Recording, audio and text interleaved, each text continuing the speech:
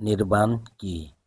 সদ্ধর্মপ্রাণ উপাসক উপাসিকাবৃন্দ, নির্বাণ হল বুদ্ধধর্মের সর্বোচ্চ এবং চূড়ান্ত লক্ষ্য।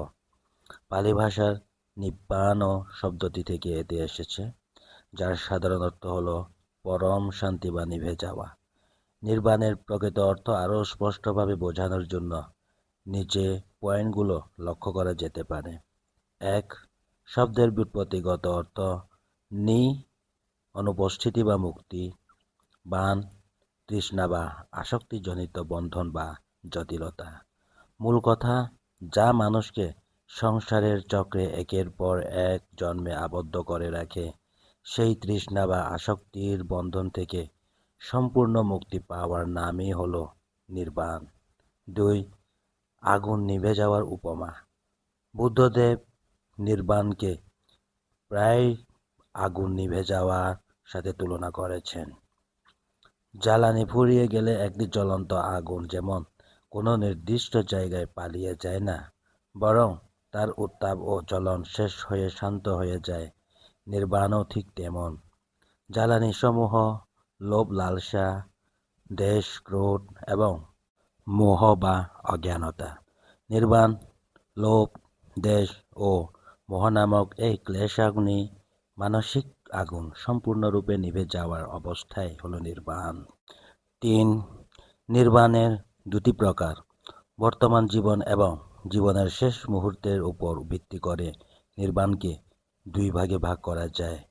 নির্বাণের প্রকারভেদ অর্থ: স্ব-উপাধিশেষ নির্বাণ: সমস্ত মানসিক ক্লেশ বা আসক্তি দূর হয়ে গেছে, কিন্তু পঞ্চস্কন্ধ বা মানবদেহটি এখনও অবশিষ্ট আছে, যেমন বুদ্ধ এবং অরহৎগণ জীবিত থাকাকালীন যে নির্বাণ অবস্থায় লাভ করেন।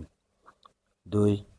অনুপাধিশেষ নির্বাণ: সমস্ত মানসিক ক্লেশও দূর হয়েছে এবং মৃত্যুর পর দেহেরও সম্পূর্ণ অবসান ঘটেছে, যার ফলে জন্ম মৃত্যু চক্র চিরতরে বন্ধ হয়ে গেছে, যেমন বুদ্ধ এবং অরহৎগণের মহাপরিনির্বাণ লাভ।